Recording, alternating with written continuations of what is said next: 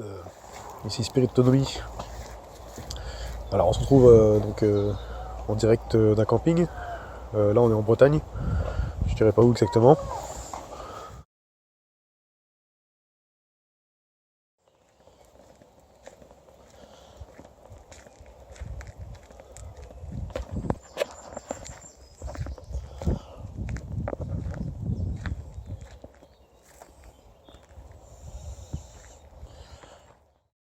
Bon, pour ceux qui étaient attentifs, je voulais montrer, c'est le camping de Croix-Santerre, je sais pas trop comment on dit, c'est du breton sûrement. Et ici il y a plein de plantes aromatiques. Vraiment sympa. Bon bref, c'est pas vraiment le sujet de la vidéo. En fait le sujet de la vidéo c'est juste pour vous parler un petit peu de ma chaîne, de mes chaînes YouTube. Qui vont, vous allez voir, radicalement changer, notamment dans le message que je vais apporter.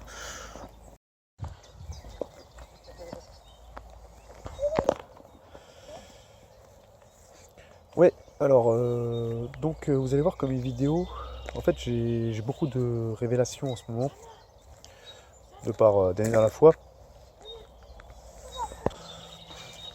Le Saint-Esprit m'a beaucoup enseigné au travers de Dernier dans la foi, et en particulier un que je ne citerai pas. Et,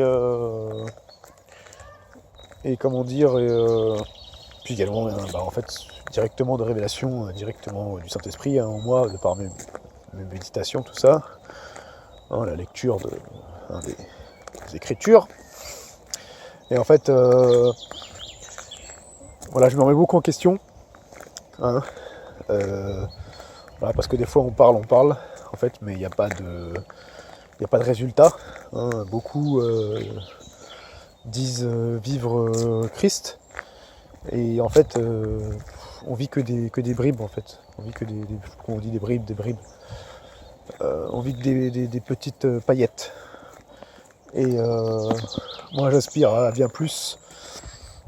Et donc je vais toujours chercher les meilleurs.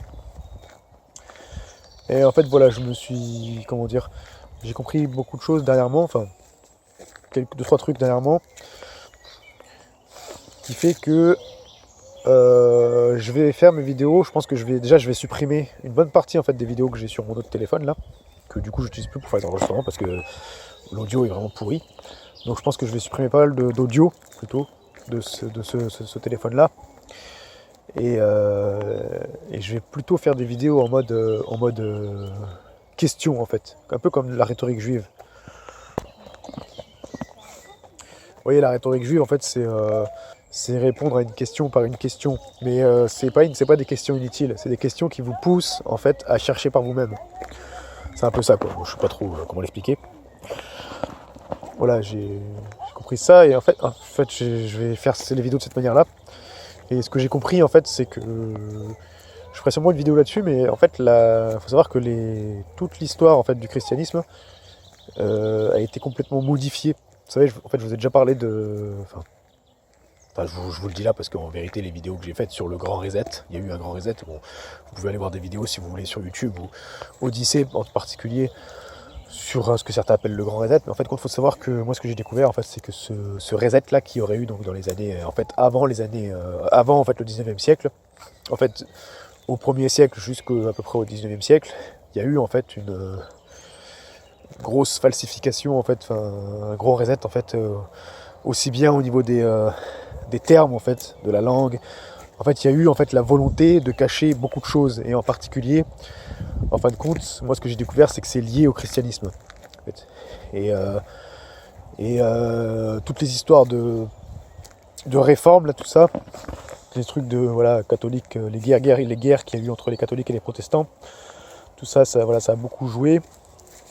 Faut savoir en fait que la Bible en fait que vous avez aujourd'hui, la plupart en fait des Bibles que vous avez aujourd'hui, mis à part certaines traductions, je dis bien certaines, il y en a que quelques-unes. De toute manière, la traduction la plus authentique, c'est la Septante.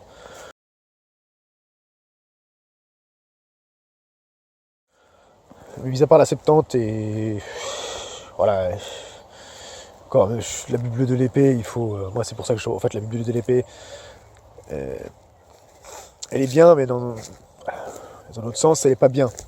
Pourquoi? Parce qu'il y a la pensée derrière, en fait, la pensée protestante de l'époque, ou voilà, très très contre les catholiques, alors qu'en fait, on n'est pas censé combattre contre la chair et le sang. Et moi, vous savez en fait que je suis en train de travailler sur un gros projet qui va me prendre plusieurs années, où je révise en fait la Bible de l'épée, mais ça va pas être une Bible de l'épée comme celle de Jean Calvin.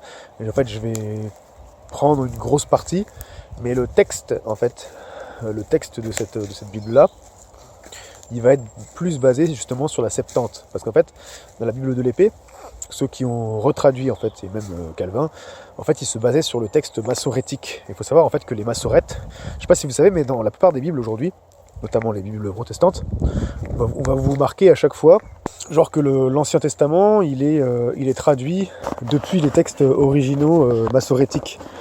En fait, il faut savoir que les textes massorétiques, c'est pas du tout les textes originaux. En fait, compte, ce sont les massorètes. En fait, c'était comme des scribes. Les scribes, vous savez, c'est ceux qui écrivent en fait les textes bibliques, la Torah, les psaumes, tout ça là, les prophètes et les psaumes.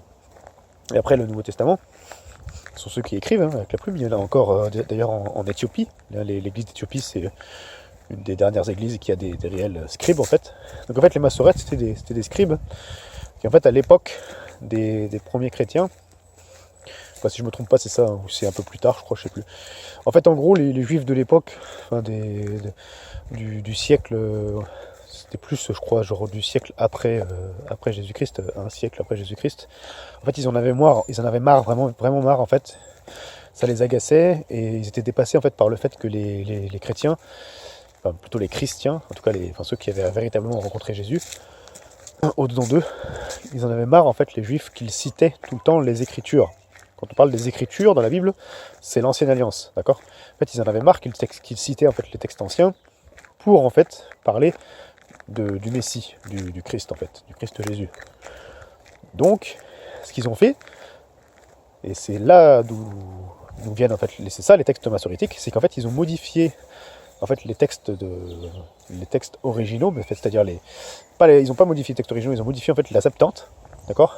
Et ils ont changé en fait tout plein de phrases qui proviennent à la base de la Septante, dans une volonté d'enlever le fait qu'il y avait bien un Christ en fait en particulier, parce que des Christ il y en a plusieurs, ce qu'on appelle les oints, en fait, David était oint, Josué a été oint, Moïse a été oint, vous voyez, Aaron a été oint, c'était des Christ aussi, francisé ça donne Christ, Machiar, Messia, le Messie, ok, c'était des Messies aussi, des oints. Le Christ en fait c'est juste la francisation, je sais pas comment on dit, du grec Christos, qui lui-même vient du terme Messie, d'accord, du terme Mashiach en hébreu, ok. Donc ils ont en fait modifié tout plein de versets et d'idiomes. Les idiomes ce sont des expressions d'usage de l'époque qui en fait qui montraient clairement qu'un Christ, donc comme je vous dis que Christ en fait, le Christ qui a délivré les nations allait venir, et surtout en fait qu'il allait ressusciter et qu'il allait être incarné, tu vois, l'incarnation en fait de Dieu dans l'homme. C'était cette volonté-là. C'est pour ça qu'en fait c'est pour ça qu'il y en a beaucoup qui comprennent pas, ou qui ont peut-être se sont posé la question, ou peut-être que vous ne vous êtes pas posé la question, mais dans le Nouveau Testament, comment ça se fait en fait qu'il y a des passages qui sont cités par exemple par Jésus, ou par Paul, ou par Pierre, ou d'autres, qui en fait sont soi-disant donc des passages forcément des Écritures, donc des prophètes de l'Ancienne Alliance, mais qui en fait ne sont pas pareils. Il y a 2-3 mots qui changent. Dans le Nouveau Testament, ils ont gardé les traductions de la Septante, donc les traductions en fait d'origine, parce que la Septante en fait ça a été prouvé clairement. Parce qu'en fait les premiers juifs en gros, c'était un truc, je sais plus comment c'était, je vous mettrai.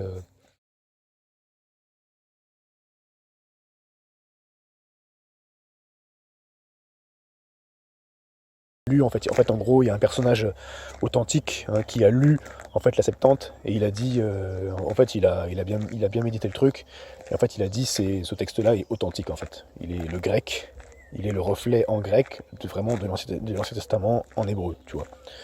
Parce qu'il faut savoir que déjà au temps de Jésus il y avait déjà une bonne partie en fait de l'Ancien Testament qui avait été traduit en grec, donc c'était le début de la Septante, mais c'était pas encore tout.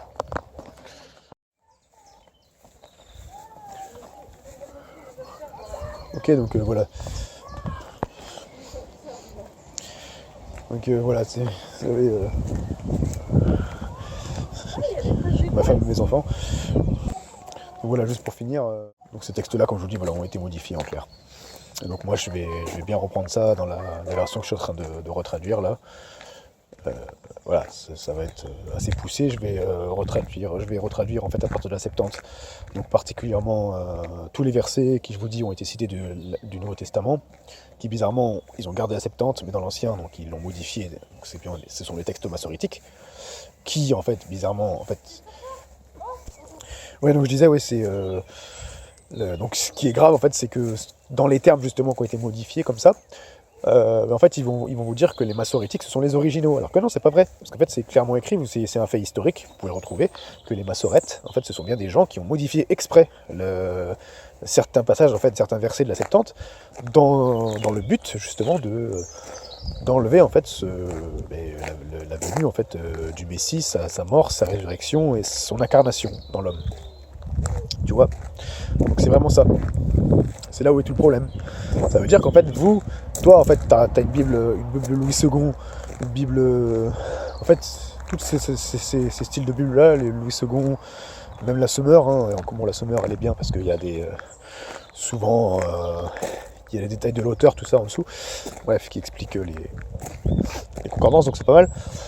Mais les Bibles style Louis II 21, ça c'est vraiment la catastrophe. Je vous recommande pas du tout la Bible Louis II 21. D'ailleurs, je vous recommande d'aller voir les audios que j'ai fait, enfin peut-être qu'ils seront pas encore là, mais j'ai fait un audio sur quelle Bible choisir, tout ça. Vous allez voir, c'est assez fort. Je vous recommande pas du tout, par exemple, la Louis II 21. Voilà. Enfin voilà, même en fait, je sais même pas si je vais mettre l'audio, parce que dans l'audio, en fait, je dis des choses, mais je n'avais pas encore ces révélations-là. Donc, par exemple, je disais que c'était la Osterwald, la Bible la plus proche, en fait, de la Septante, mais en vérité, c'est pas vrai, puisque, en fait, même la Osterwald, elle est prise à partir des textes massoritiques. Donc, en fait, non. Et voilà, enfin, bon, il y en a qui vont dire apparemment que ce serait la Osterwald 1000. Je sais plus, 1891, je crois qu'il serait la plus proche des textes de la Septante. Je crois que c'est ça, c'est quand même la plus proche de la Septante, mais bon, je suis même pas sûr. De toute manière, si vous voulez voilà, avoir une vraie Bible authentique, il faut apprendre à lire le grec, il faut prendre la Septante. Voilà. Et après, il y a certaines Bibles apparemment, ce que conseille un aîné dans la foi qui est très calé justement dans les Écritures. Lui, ce qu'il conseille, une des meilleures Bibles, c'est la Bible d'études, la nouvelle Bible d'études second, en fait, avec justement, avec tous les concordances et tout, où il t'explique, en fait, il te montre, il te dit, en fait, à chaque fois, ce verset-là peut être aussi traduit comme ceci. En fait, il te donne la traduction de la Septante, en fait, à chaque fois, quand c'est le texte en maçonnitique. Enfin, voilà. En tout cas, voilà. Voilà, et sinon, voilà, nous on a démarré une nouvelle vie. Donc là, cette fois-ci, on est vraiment sur les routes. Hein, c'est pas comme la dernière, la vidéo que j'avais fait, la galère avec le camping-car. Hein. Là, maintenant, on n'a pas de camping-car, donc du coup, il n'y a pas de souci de mécanique. Je vais vous montrer ça. En fait, on a une caravane, une Adria, et une bonne voiture. Le Seigneur nous a fait grâce. Je vous montre ça vite fait. Hop là, voilà, c'est l'arrière de la caravane. Vous voyez, là on a une petite table avec une petite gazinière extérieure, une petite bonbonne de gaz. Tac. Moi je travaille là avec mon ordi. Voilà, là on est branché. Hein. On est branché donc avec les prises européennes. Hein. Vous voyez la caravane. Tac. La voiture. Petite Volkswagen Caddy. Ça coûte assez cher. Ça se revendra bien ça. Voilà. Je vous ferai peut-être une vidéo sur tout le fonctionnement de la caravane, tout ça. Bon, ça sera pour une prochaine fois. Je mettrai peut-être ça sur ma chaîne Chris Autonomie aussi. Enfin la prochaine vidéo je parle. Voilà. En tout cas, voilà, soyez encouragés, soyez fortifiés. Et n'oubliez pas, hein, faites attention à ce qu'on vous dit. Hein. Vérifiez par vous-même les choses. Voilà, soyez encouragés. Jésus-Christ vous aime. Et surtout, n'oubliez pas, hein, gardez la pêche, gardez la foi, gardez la joie. Et ciao.